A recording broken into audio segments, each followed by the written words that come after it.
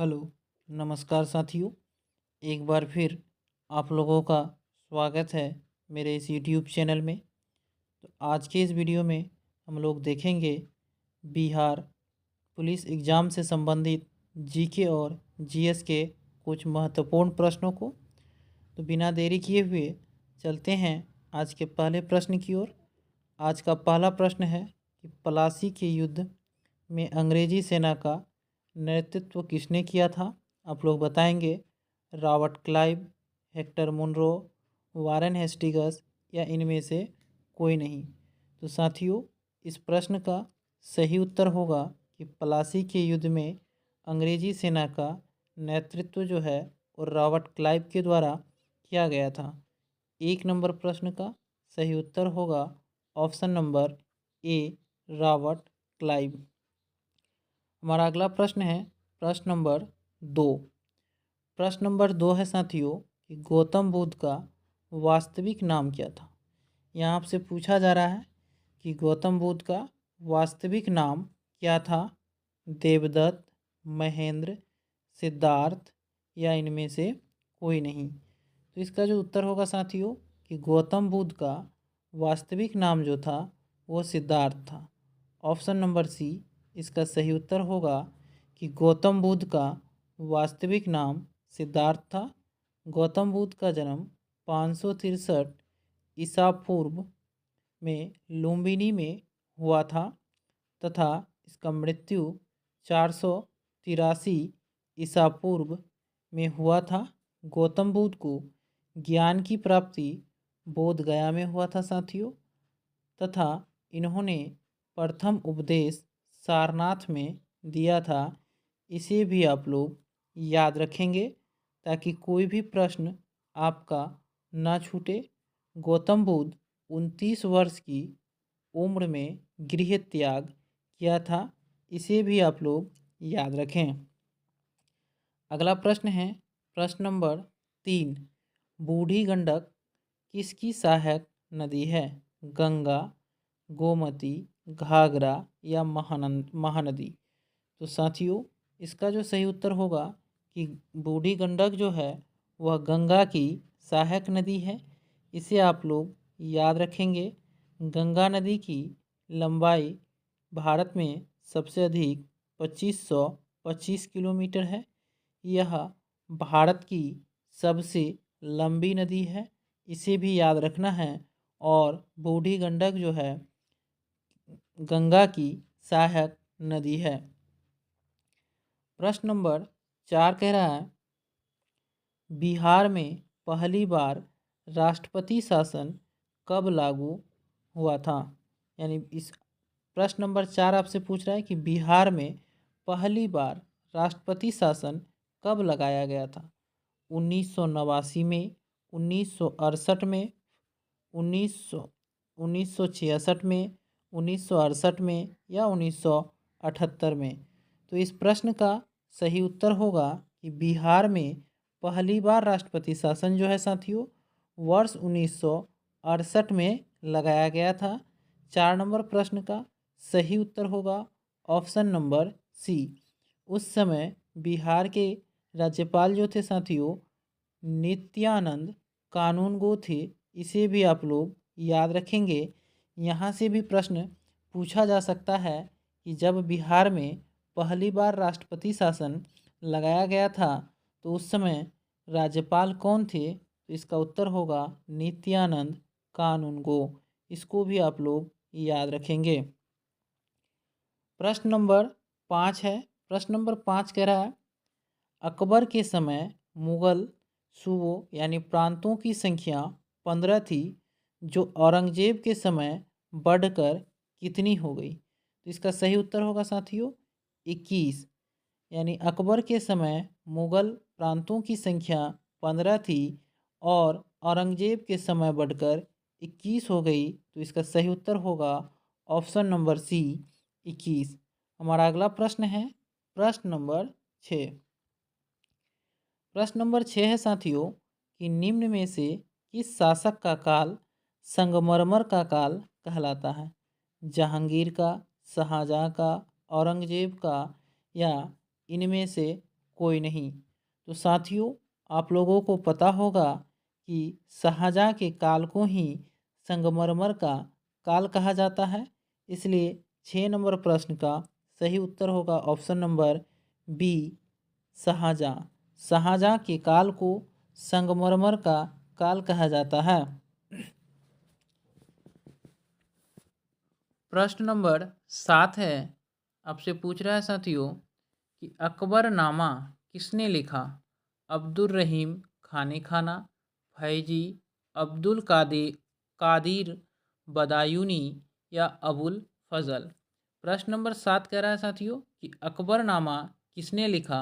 तो इसका सही उत्तर होगा अबुल फजल। साथियों, अबुल फजल ने अकबरनामा लिखा था। चलते हैं प्रश्न नंबर 8 की ओर। प्रश्न नंबर 8 कह रहा है गुप्त वंश का संस्थापक कौन था? घटोत्कच, चंद्रगुप्त मौर्य, श्रीगुप्त या इनमें से कोई नहीं। तो इसका सही उत्तर होगा कि गुप्त वंश का संस्थापक जो थे वह श्रीगुप्त थे। 8 नंबर प्रश्न का सही उत्तर ऑप्शन नंबर सी, श्रीगुप्त होगा। चलते हैं साथियों प्रश्न नंबर 9 की ओर।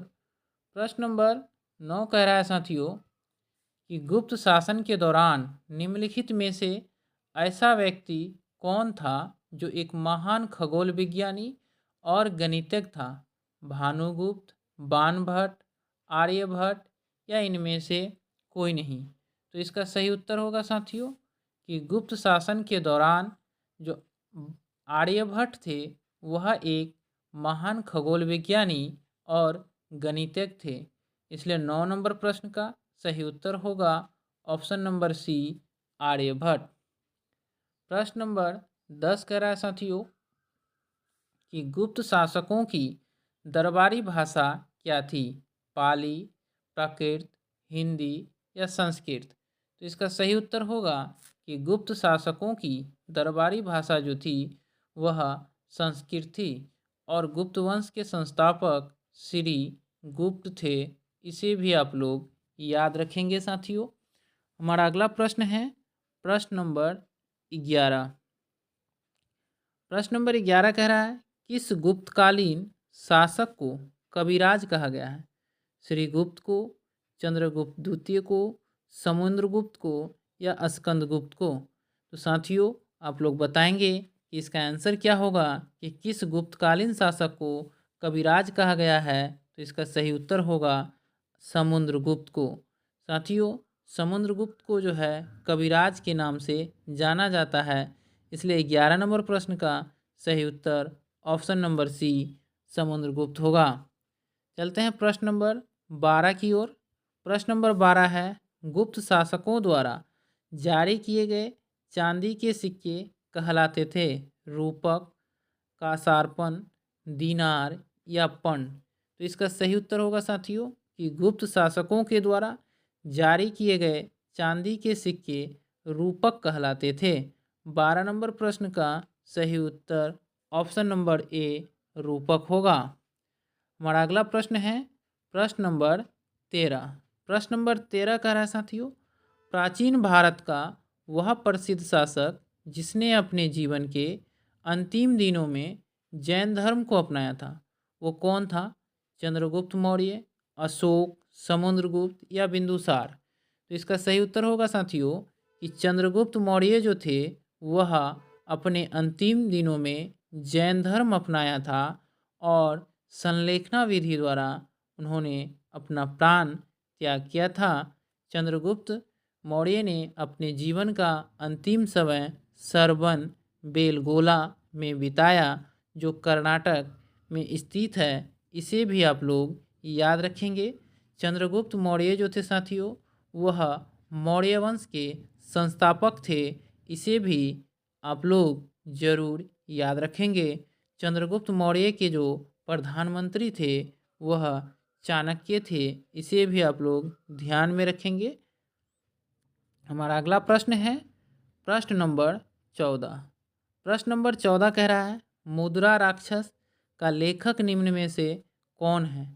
अश्वघोष, विशाखदत्त, कालिदास या भास? तो इसका सही उत्तर होगा साथियों कि मुद्रा राक्षस का जो लेखक है वह विशाख दत्त है। प्रश्न नंबर 14 का सही उत्तर ऑप्शन नंबर बी होगा। चलते हैं प्रश्न नंबर 15 की ओर। प्रश्न नंबर 15 है साथियों कि नंद वंश के पश्चात मगध पर किस राजवंश ने शासन किया? मौर्य ने, शुंग ने, गुप्त ने या कुषाण ने? तो इसका सही उत्तर होगा कि नंद वंश के पश्चात मगध पर मौर्य वंश ने शासन किया। 15 नंबर प्रश्न का सही उत्तर होगा ऑप्शन नंबर ए, मौर्य वंश ने नंद वंश के पश्चात मगध पर शासन किया।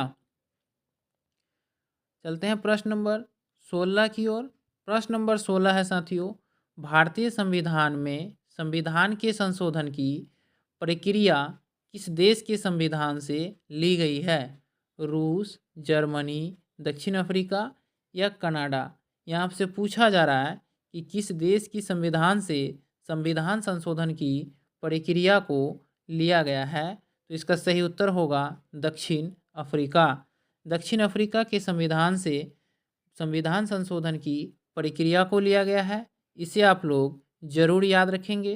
16 नंबर प्रश्न का सही उत्तर होगा ऑप्शन नंबर सी। चलते हैं प्रश्न नंबर 17 की ओर। प्रश्न नंबर 17 है, संविधान सभा की पहली बैठक कब हुई थी? 9 दिसंबर 1946 को, 11 अगस्त 1945 को, 14 जनवरी 1950 को या 12 जुलाई 1948 को? तो इसका सही उत्तर होगा साथियों कि संविधान सभा की पहली बैठक जो है वह 9 दिसंबर 1946 को हुआ था और इसमें अस्थायी अध्यक्ष जो थे वो डॉक्टर सच्चिदानंद सिन्हा को बनाया गया था और संविधान सभा के अस्थायी अध्यक्ष जो थे वो डॉक्टर राजेंद्र प्रसाद थे। चलते हैं साथियों प्रश्न नंबर 18 की ओर, जो आज का अंतिम प्रश्न है। प्रश्न नंबर 18 कह रहा है, संविधान सभा के प्रारूप समिति में कितने सदस्य थे? 8, 14, 9 या 7? तो इसका सही उत्तर होगा साथियों कि संविधान सभा के प्रारूप समिति में सदस्यों की संख्या 7 थी। 18 नंबर प्रश्न का सही उत्तर होगा ऑप्शन नंबर डी, 7 सदस्य संविधान सभा के प्रारूप समिति में थे और इसके जो अध्यक्ष थे प्रारूप समिति के वो डॉक्टर भीमराव अंबेडकर थे। इसे भी आप लोग याद रखेंगे साथियों। तो धन्यवाद साथियों, फिर मिलते हैं अगले वीडियो में, तब तक के लिए जय हिंद।